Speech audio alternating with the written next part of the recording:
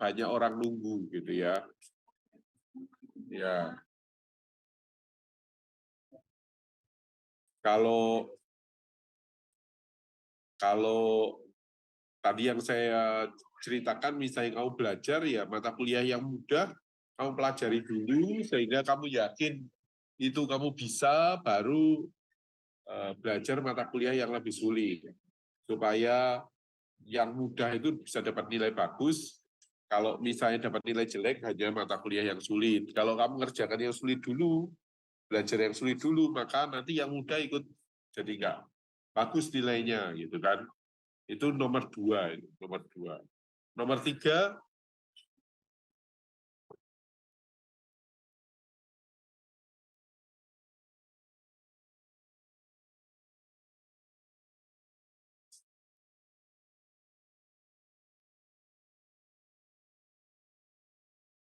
3, itu kalau orang itu selesai mengerjakan satu pekerjaan, ada kecenderungan dia akan berhenti istirahat dulu sebelum kerjaan berikutnya. Nah, istirahatnya ini bisa kelamaan gitu ya, istirahatnya bisa kelamaan, sehingga biasanya orang itu perlu didorong untuk segera mengerjakan pekerjaan selanjutnya. Itu nomor 3. Jadi kalau kamu misalnya habis selesai belajar mata kuliah A, biasanya kamu akan ngopi dulu, nanti baru lanjut mata kuliah B. Tapi ngopinya ini bukan cuma ngopi, akhirnya ngobrol, chatting, dan sebagainya, jadi kelamaan, nggak belajar-belajar lagi gitu. Jadi harus ada orang yang urak-urak gitu ya, itu yang disebut dispatching. Itu yang nomor 3. Kemudian nomor 4, show flow control, itu ngecek reviewing status and controlling progress ya. Jadi kalau anggap aja kalian mau UTS ini gitu ya, mata kuliah apa aja yang sudah dipelajari, ya masing-masing mata kuliah schedule belajarnya bagaimana, belajarnya sama siapa ya, itu kamu atur semua, mana yang sudah selesai, mana yang belum ya. Terus kalau yang belum selesai gimana solusinya, itu yang nomor 4 ini. Ya. Nah, kalau pabrik ada tambahan yang B, expediting lead and critical job. Jadi kalau ada kerjaan yang kadung terlambat, ya maka harus, ya orangnya kan marah-marah ini yang punya kerjaan ini, kok kerjaanku nggak selesai ya. Maka biasanya terpaksa mengerjakan kerjaan ini yang B ini. Tapi waktu mengerjakan yang B ini bisa jadi kerjaan yang tadinya sudah lancar jadi terganggu gitu. Maka ya pinter-pinternya ngatur, sebetulnya jangan sampai ada yang kerjaan B ini gitu ya. Jangan sampai terjadi kerjaan B ini. Ya misalnya kalau di belajar mungkin ada juga ya. Ini belajarnya belum selesai, akhirnya kamu ngelembur sampai malam, waktu mau ujian paginya malah telat gitu ya. Ya, jadi itu bagian dari scheduling and control function.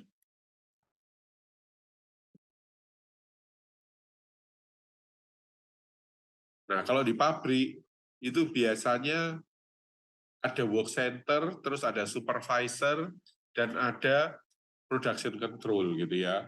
Production control ini yang buat jadwal, dia yang pegang MRP-nya di sini gitu ya. Terus dia pekerjaannya dilempar ke station 1, station 2, station 3, station 4. Station ini adalah work center-nya. Nah, terus ada supervisor yang ngecek kerjaan station 1, ngecek kerjaan ini, ya sudah benar sesuai schedule apa enggak, itu kerjaannya si supervisor. Kalau tadi dispatching, station 1 selesai pekerjaan pertama, dia harus segera mengerjakan kerjaan kedua. Ini kan ada ordernya, ada titik 3 ini. Artinya dia dapat 3 job, ini dapat 2 job, ini dapat 4 job, ini dapat 3 job gitu. Kenapa ini 3, ini 2, ini 4, ini 3? Ya karena stationnya beda-beda, pekerjaannya bisa beda-beda. Misalnya ini adalah station potong, ini milling, ini bubut, ini apa shaping misalnya gitu. Ya.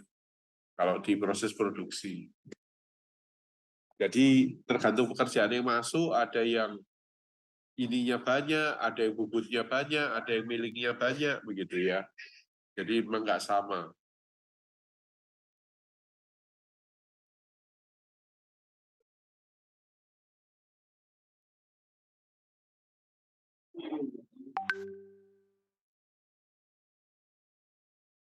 Jadi yang melakukan shop floor control tadi sebetulnya si supervisor yang ngatur yang production control.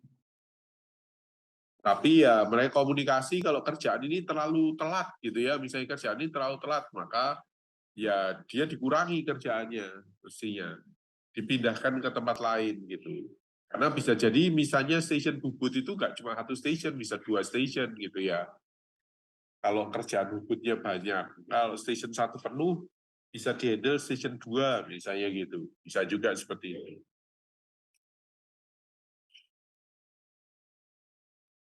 Terus ini objektif of work center scheduling, meet due dates, ya.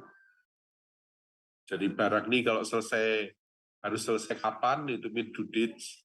Ya, kalau kalian ujian untuk UTS ya sesuai jadwal UTS-nya. Terus yang kedua, minimize lead time, supaya waktu kerjanya itu sependek mungkin, itu minimize lead time. Terus minimize setup time or cost, ya kalau satu work center itu bolak-balik ganti pekerjaan, maka akan banyak waktu yang terbuang di setup cost gitu ya. Jadi jangan terlalu sering ganti-ganti kerjaan supaya setup time atau cost-nya itu rendah. Terus minimize work in process inventory supaya nggak banyak barang yang setengah jadi di dalam pabrik gitu ya. Terus yang kelima, maximize machine or labor utilization.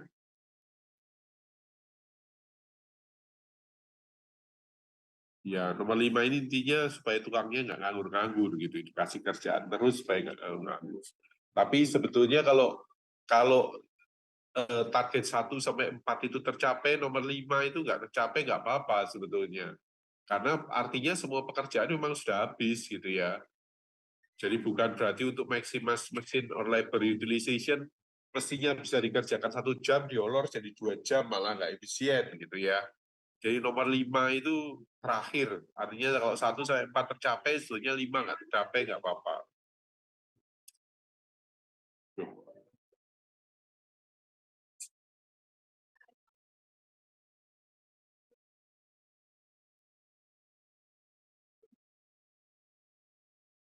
Ya, job sequencing ini ngurutkan pekerjaan.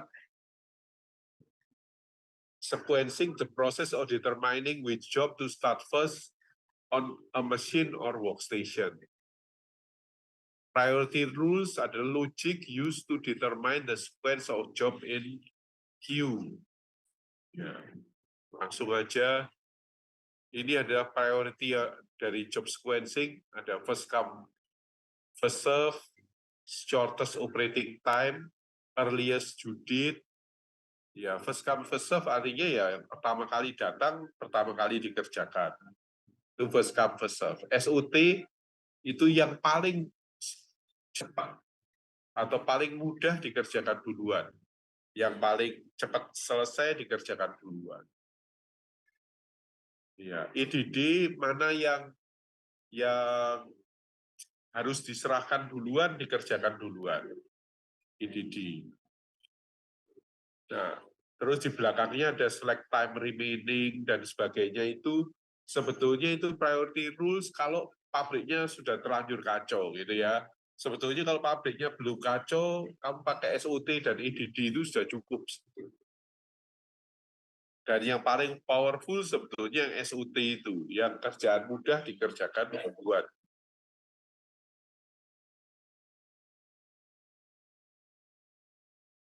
Sekarang lihat contoh soal ini. Jadi ada job A, B, C, D, E yang datang untuk dikerjakan. Ya, masing-masing ada processing time.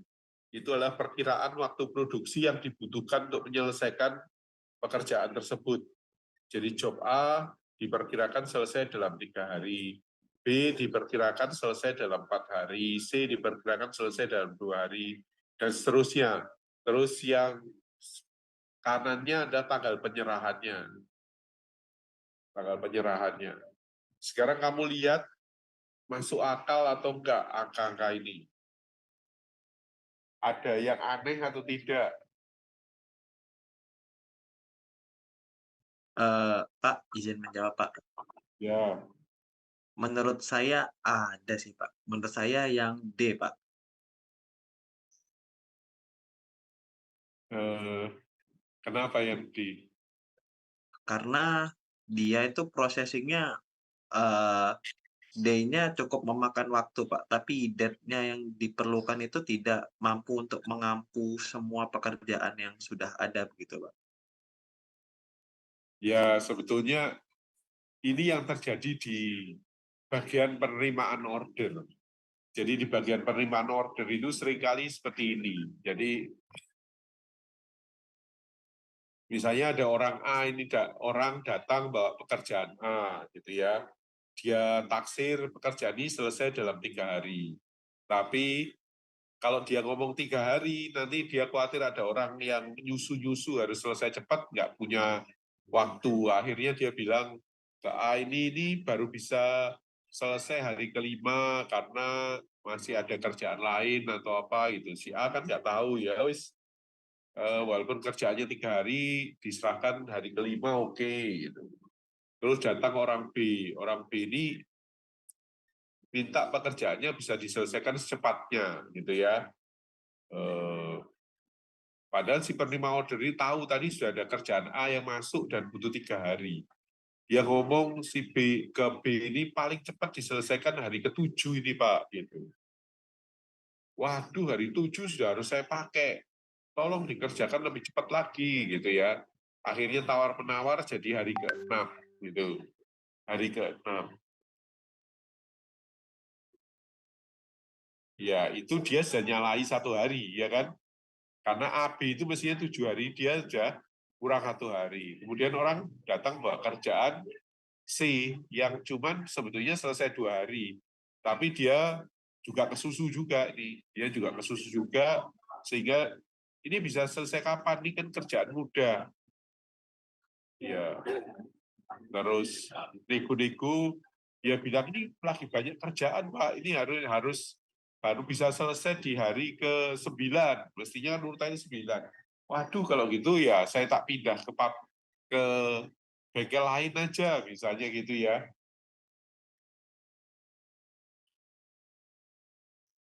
Sehingga karena dia khawatir kehilangan kerjaan ya sudah diterima hari ke-7 lah. Ini salah lagi dan begitu seterusnya. Itu yang terjadi di banyak bengkel-bengkel itu. Makanya kalau kadang penjahit juga melakukan ini gitu. Kadang penjahit juga melakukan ini karena kalau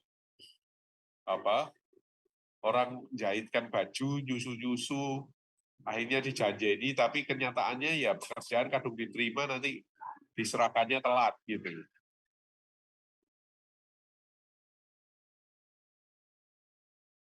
Ya. Nah, kalau kondisinya sudah seperti ini, mana yang harus dikerjakan dulu? Nah, ini dicoba dengan beberapa metode. Yang pertama, first come, first serve. Ya, first come, first serve dikerjakan. Ternyata yang nggak telat cuman pekerjaan pertama aja, ya kan? Yang lain telat semua. Nah, bagusnya scheduling itu dinilai dari 2 hal. Yang pertama adalah mean flow time. Mean flow time itu total waktu penyelesaian dibagi jumlah ordernya. Jadi ini misalnya average flow time, mean flow time, average flow time sama aja. Ini pekerjaan 1 selesai di hari ke-3, pekerjaan 2 selesai di hari ke-7, pekerjaan 3 selesai di hari 9, dan seterusnya di jumlah totalnya 50 hari. Gitu ya. Dibagi 5 pekerjaan ketemu 10 hari. Ya. Nah, kalau ini makin cepat, itu berarti schedule-nya makin baik. Kenapa makin baik? Karena karena lebih banyak pekerjaan yang bisa di-deliver lebih dulu gitu ya. Terus cara perhitungan kedua adalah keterlambatan rata-rata. Jadi dari penyusunan ini kita tahu pekerjaan B terlambat 1 hari, pekerjaan C terlambat 2 hari, D terlambat 6 hari, dan terakhir terlambat 14 hari. Ini jumlah semua dibagi 5, ketemu rata-rata keterlambatan adalah 4,6 hari. Itu kalau kita first come first serve. Terus kita coba pakai SOT yang tadi saya bilang paling powerful itu sebenarnya SOT yang cepat dikerjakan dulu. Ya. Jadi kalau pakai SOT yang dikerjakan dulu adalah yang waktunya paling pendek. Jadi E dikerjakan dulu karena waktunya cuma 1, C dikerjakan berikutnya, A dikerjakan berikutnya, ya.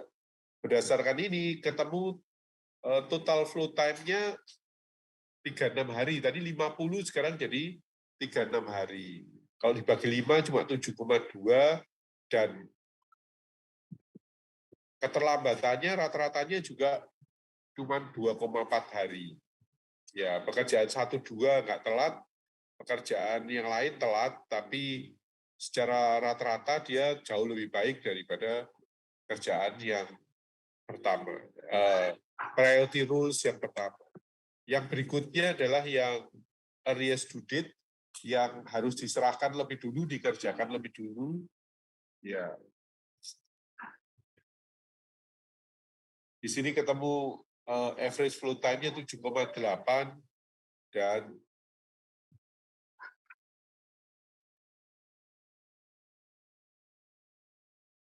dan average keterlambatannya 2,4 hari.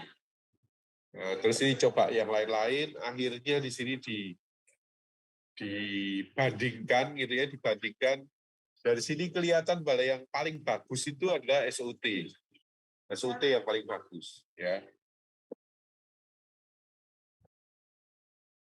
Jadi sini katakan here SOT is better than other rule in terms of average flow time. Moreover, it can be shown mathematically that SOT rule yields an optimal solution in the end per one case for average flow time and perform well relative to average lateness as well. Jadi dia itu flow time-nya pasti paling baik, lateness-nya itu seringkali juga baik gitu. Jadi kalau kamu jadwalkan, pakai aja 2 sebetulnya, SUT dikombinasikan EDD. Yang lain sebetulnya nggak terlalu perlu, karena tambah ruwet hitungannya, hasilnya nggak bagus. Gitu ya. Jadi kalau kamu mau belajar untuk UTS ini, ya pelajari dulu mata kuliah yang paling gampang. Ya, supaya kamu yakin mata kuliah ini dapat A, setelah itu baru masuk ke mata kuliah yang sedikit lebih sulit, yang lebih sulit lagi gitu ya. Jangan yang sulit dikerjakan dulu ya, nanti jadi jelek semua nilainya. Yang mestinya gampang jadi ikut jelek nanti.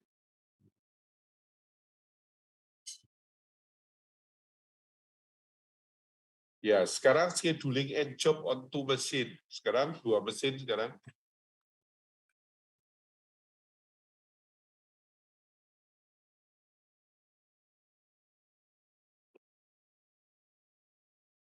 Ya, ini contohnya 2 mesin ini misalnya gini, bengkel cat itu ya.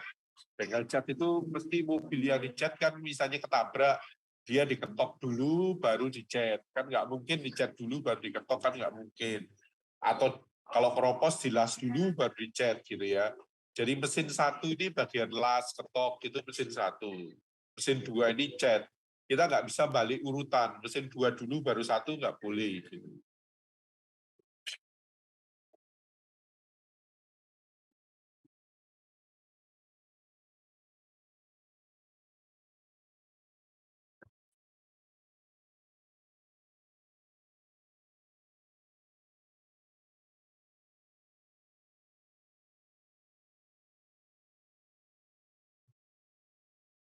Saya itu biasa kamu tidur terus olahraga, ini nggak, belum sempat olahraga jadi pilek. Ya, Kalau seperti ini mana yang harus dikerjakan duluan, gitu ya. Nah, sebetulnya idenya itu adalah meminimalkan idle. Jadi jadwalkan ini minimalkan idle pakai yang namanya Johnson Rule. Johnson Rule itu minimalkan idle. Jadi dia cari pekerjaan yang paling pendek. Jadi dari sini yang paling pendek yang mana? Yang paling pendek angka 2 ini kan. Maka karena 2 ini ada di mesin 2, maka pekerjaan A ditaruh di paling belakang. Ya, pekerjaan A taruh paling belakang karena dia pendeknya di mesin 2. Terus pekerjaan A kita coret, kita cari yang lain yang pendek mana, ketemu angka 4, pekerjaan D. Berarti pekerjaannya D nomor 2 dari belakang. D nomor 2 dari belakang, coret D-nya, tinggal B dan C, dilihat yang pendek adalah 5 punyanya C, jadi C yang paling depan. Jadi urutannya C, B, D, A. Gitu ya. Itu Johnson Rule, C, B, D, A.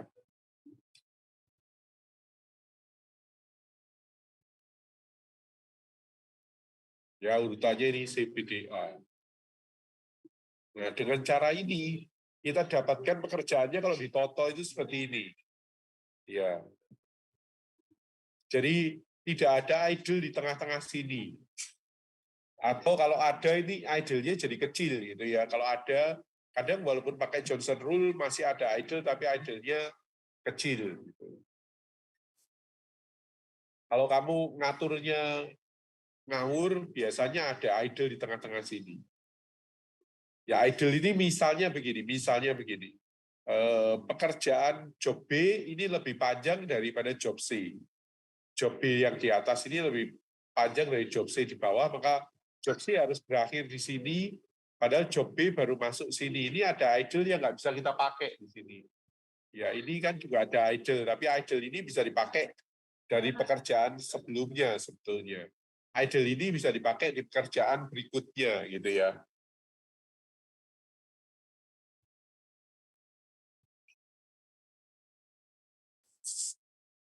Nah, sampai sini dulu ada pertanyaan?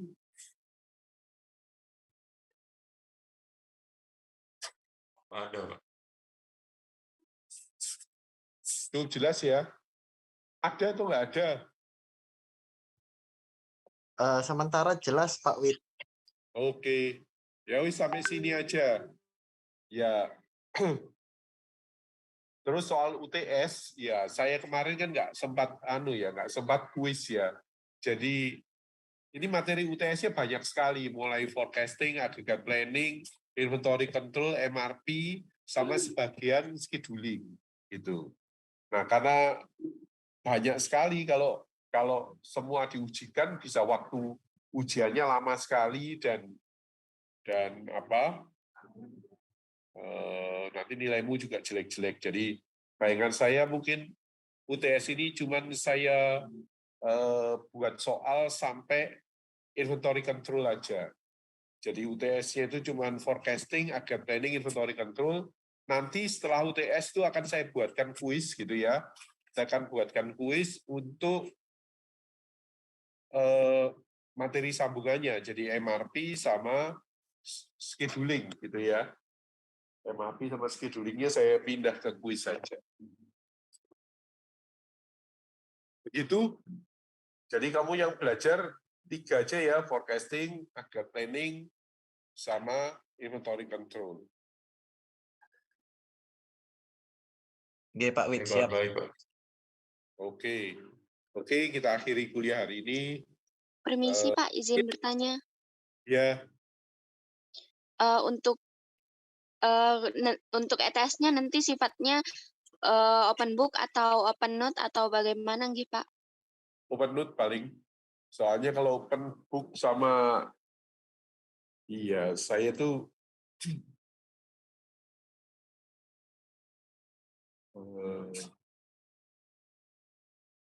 open book juga apa yang mau kamu lihat sebetulnya ya? Nggak banyak sebetulnya. Open note aja kamu belajar dulu supaya kamu sempat. Kalau open book biasanya anak-anak nggak belajar malah lebih jelek nilainya. Karena sebetulnya walaupun open book itu kamu tetap harus belajar. Kalau nggak belajar tetap nggak ngerti gitu. Jadi OpenNote itu strategi yang baik supaya kamu bisa buat summary dalam sebuah note gitu.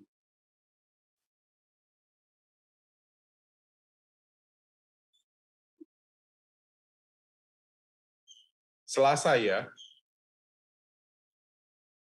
Baik, Pak. Ya, Baik, Pak. oke. Saya akhiri ya.